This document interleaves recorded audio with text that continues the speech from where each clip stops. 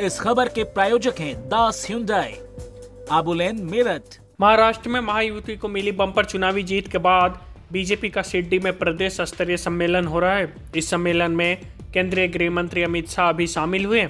उन्होंने कहा, घमंडिया गठबंधन के टूटने की शुरुआत हो चुकी है। दिल्ली विधानसभा चुनाव में सब कुछ नजर आ रहा है। ममता और लालू छटपटा रहे हैं, वहीं उद्धव ठाकरे की शिवसेना अलग चुनाव लड़ रही है। अमित शाह ने दावा किया, दिल्ली में भी भारतीय जनता पार्टी की सरकार बनेगी।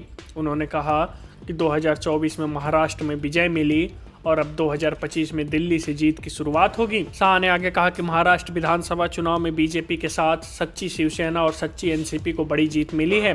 शरद पवार की राजनीति को करारा जवाब मिला है। परिवारवाद की राजनीति करने वालों को तमाचा लगा है। 1978 से शरद पवार जी ने जो दगा फटका की राजनीति शुरू की थी, उसको 20 फुट जमीन में दफनाने का काम आप लोगों ने किया। उद्धव ठाकरे जी ने हमारे साथ जो द्रोह किया था, 2019 को विचारधारा छोड़ी थी और बाला साहब ठाकरे के सिद्धांतों को छोड़ा था।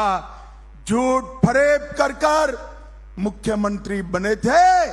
वो उद्धव ठाकरे जी को आपने उनकी जगह बताने का काम किया है। इसके साथ साथ हिंदुत्व और मोदी जी की विकास की राजनीति, ये सब हमारे विरोधी बाहें चढ़ाकर बाहें फैलाकर राह देखकर बैठे थे कि लोकसभा के बाद महाराष्ट्र में हमारी विजय होगी।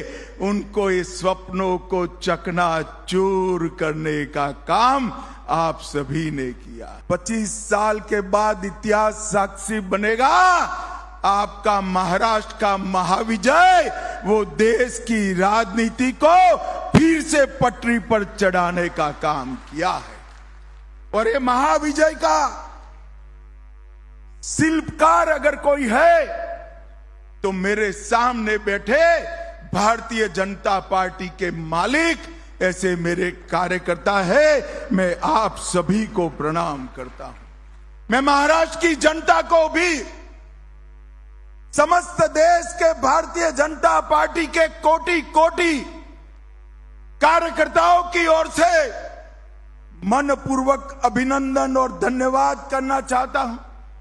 क्या आपने फिर से एक बार इस देश में सिद्धांतों की राजनीति चलेगी, ये तय कर दिया। आपने फिर एक बार परिवारवादी राजनीति करने वालों को मुंह पर जोरदार चांटा लगाकर परिवारवाद को नकारने का काम किया है। महाराष्ट्र की जनता ने तय कर दिया है कि एकनाथ शिंदे की शिवसेना ही बाला साहब ठाकरे की शिवसेना है और अजीत पवार की एनसीपी ही सच्ची एनसीपी है, वो तय कर चुका है। और जिन्होंने धोखा और विश्वासघात की राजनीति शुरू की, वो शरद पवार जी, और अंतिम धोखा जिसने दिया वो उद्धव ठाकरे जी।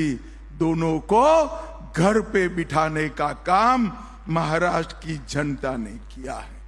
महाराष्ट्र की जनता ने फिर से एक बार मोदी जी की विकास की राजनीति को उस पर ठप्पा लगाने का काम किया है। और इसी वर्ष के अंदर मुंबई, नागपुर, पुणे, छत्रपति संभाजीनगर समेत सभी म्युनिसिपल कॉरपोरेशन, सभी नगर परिषद और सभी जिला पंचायत का चुनाव आ रहा है।